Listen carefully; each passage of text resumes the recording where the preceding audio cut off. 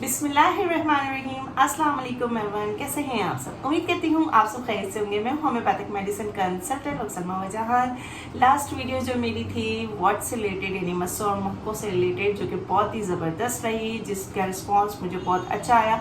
और इसमें से जो क्वेश्चन लोग करते हैं तो मुझे बहुत अच्छा लगता है कि लोग मुझसे क्वेश्चन पूछते हैं और उसका रिप्लाई मैं ज़रूर करने की कोशिश करती हूँ। तो मैंने सोचा आज वीडियो भी आपकी बना लूँ। उसमें से एक क्वेश्चन ऐसा था, वैसे तो क्वेश्चन बहुत चीज़ें मुझसे पूछी गई हैं तो मैं इंशाल्लाह आहिस्ता आहिस्ता बनाती रहूँगी। इसमें से एक क्वेश्चन जो बहुत ज़रूरी है, जो कि बहुत कॉमन है, नाक की हड्डी का बढ़ जाना और नाक की गोश्त का बढ़ जाना, आखिर उसको किस तरह से ठीक किया जाए? क्या होम्योपैथिक में इसका इलाज है कि नहीं है? इसे किस तरह से हम क्योर कर सकते हैं? तो इसके बारे में आज आपसे डिस्कस करेंगे। वीडियो एंड तक देखिएगा और साथ में मेरे चैनल को करें सब्सक्राइब, लाइक ज़रूर करें, शेयर ज़रूर करें ताकि दूसरों को फ़ायदा हो सके मेरी वीडियो से। और बेल आइकन बटन जो है ज़रूर प्रेस कीजिएगा ताकि आने वाली नोटिफिकेशन आपको मिलती रहे, क्योंकि आने वाली वीडियोस होने वाली आपके लिए बहुत ही ज़बरदस्त, जो कि होगी रमज़ान और हेल्थ से रिलेटेड। इसमें हम बहुत सारी बातें आपसे डिस्कस करेंगे और बहुत सारी वीडियोस आपसे शेयर करेंगे। मेडिसिन शेयर करनी होगी वो भी शेयर करेंगे, इन्फॉर्मेशन भी शेयर करेंगे। तो जुड़े रहिए, मुझसे फॉलो कीजिए। तो आइए शुरू करते हैं।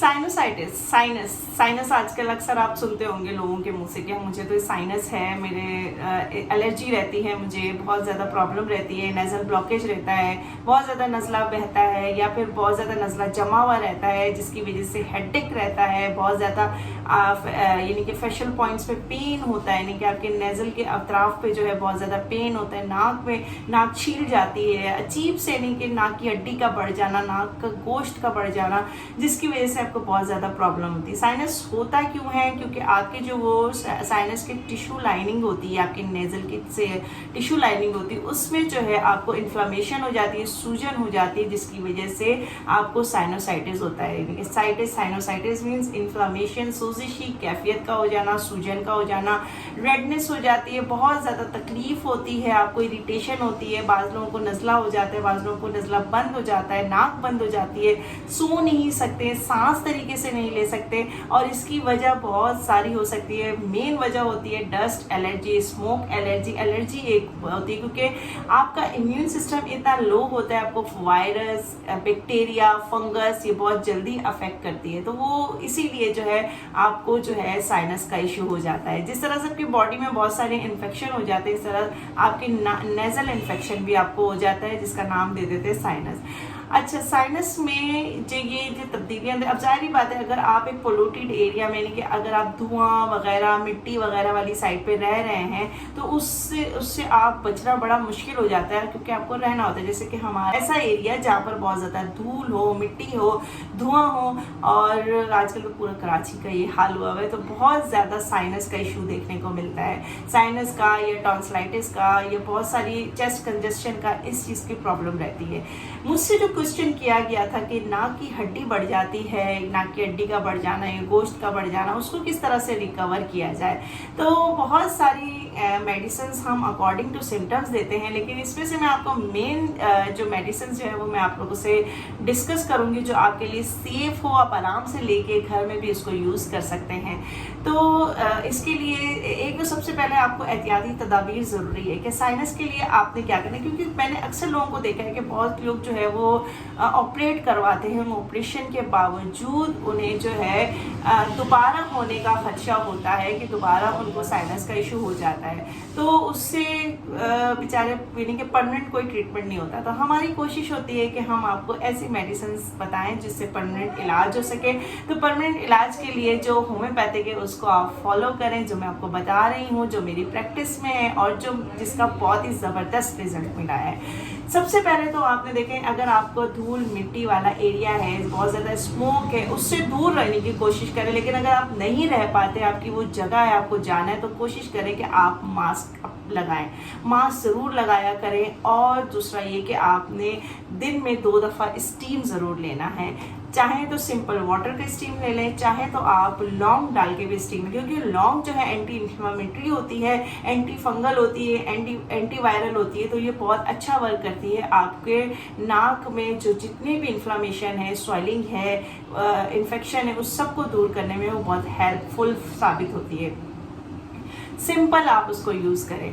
विक्स मैं कहती नहीं हूँ कि मुझे विक्स का रिजल्ट कोई इतना ख़ास मिला नहीं है, इसलिए मैं विक्स वगैरह नहीं यूज़ करवाती, लेकिन ये है कि अगर जिसको सूट करता है तो वो विक्स अप्लाई कर सकता है। लेकिन सिंपल अगर आप सिंपल वाटर से स्टीम लें, या फिर आप लौंग यानी कि जो लौंग होती है, क्लॉव जिसे कहते हैं, आप उसको जो है पानी में बॉईल करके आप उसका भी स्टीम 2 टाइम ज़रूर लें। इससे आपको जो है बहुत फ़ायदा मिलेगा। ये तो ऐसे मैंने टोटके आपको बताया जो आपके लिए बहुत बेहतर है। इसके अलावा आप लौंग का कहवा बना के भी पी सकते हैं, इससे भी आपको बहुत फ़र्क पड़ेगा। जो शांदा आप ले सकते हैं, जो शांदा से भी आपको फ़र्क पड़ेगा। अच्छा, इसमें बहुत सारे सिम्टम्स ऐसे आते हैं जिसमें आपको नाक का बहना, नाक का बंद हो जाना, या फिर जो है बहुत ज़्यादा नज़ला जम जाता है जिसकी वजह से हेडेक रहता है, चक्कर आते हैं, सांस नहीं आ पाती है, और नज़ला जो हलक में गिरता है। तो ये हम अकॉर्डिंग टू सिम्टम्स ही मेडिसिन देते हैं। तो उसके लिए आप डॉक्टर से ज़रूर कंसल्ट करें।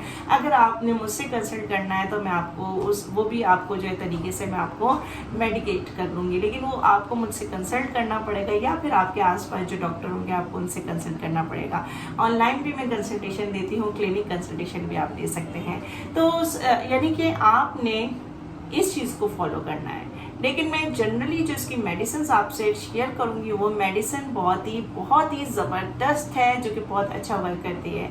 इन केस आपको अगर सिंपल नेज़ल ब्लॉकेज है, नेज़ल ब्लॉकेज हो रही है और आपको सांस लेने में प्रॉब्लम हो रही है, यानी कि नाक में आपके इन्फ्लामेशन है, सोजिशी कैफियत है, नाक की हड्डी नहीं बढ़ी हुई, कोष्ठ नहीं बढ़ा हुआ, तो सिर्फ आपको इन्फ्लामेशन हो रही है, सोजिशी कैफियत हो रही है, एलर्जिक हो रही है, एलर्जी है, यानी कि इन्फेक्शन हो गया है, डस्ट एलर्जी, स्मोक एलर्जी, तो उसके लिए जो मेडिसिन है वो सबसे बेस्ट मेडिसिन है नक्स वोमिका 30 प्लस जेलसीमियम 30।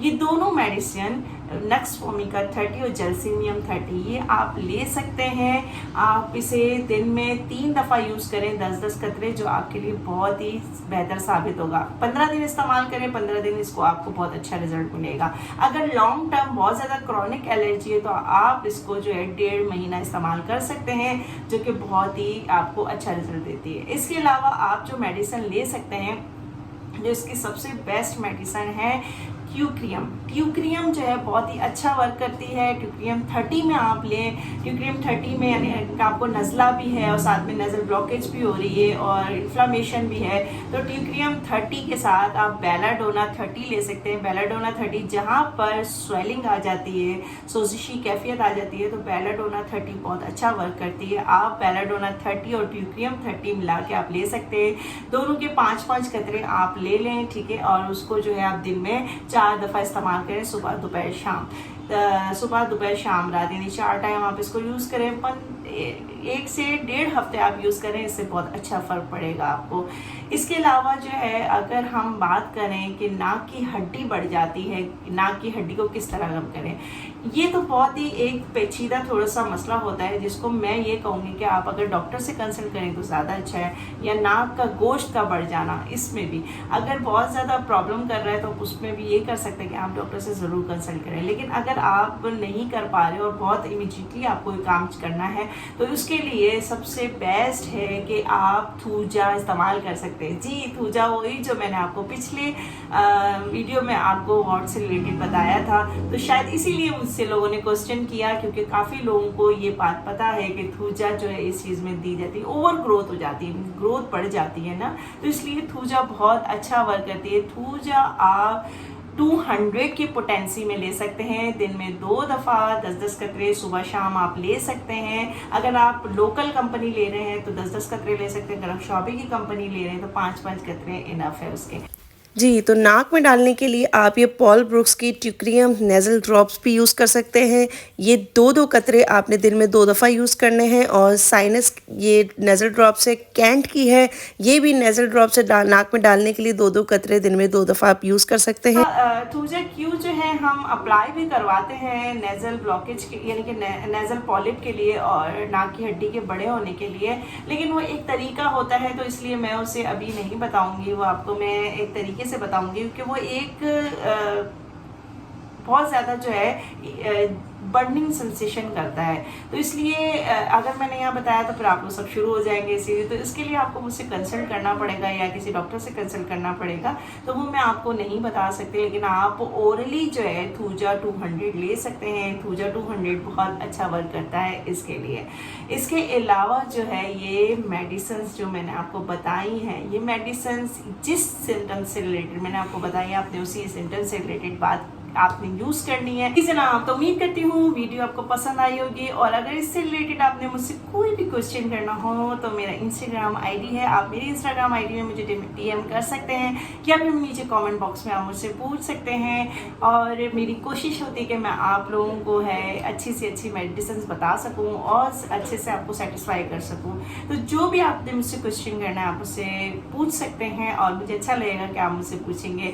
तो अपना ख्याल ज़रूर रखिएगा, अपनी सेहत का ख्याल रखिएगा और मुझे इजाज़त दीजिए अपना, और मेरी जो है वीडियोस को फॉलो करते रहें और शेयर ज़रूर करते रहें। इसके साथ मुझे इजाज़त दीजिए। अल्लाह हाफिज़।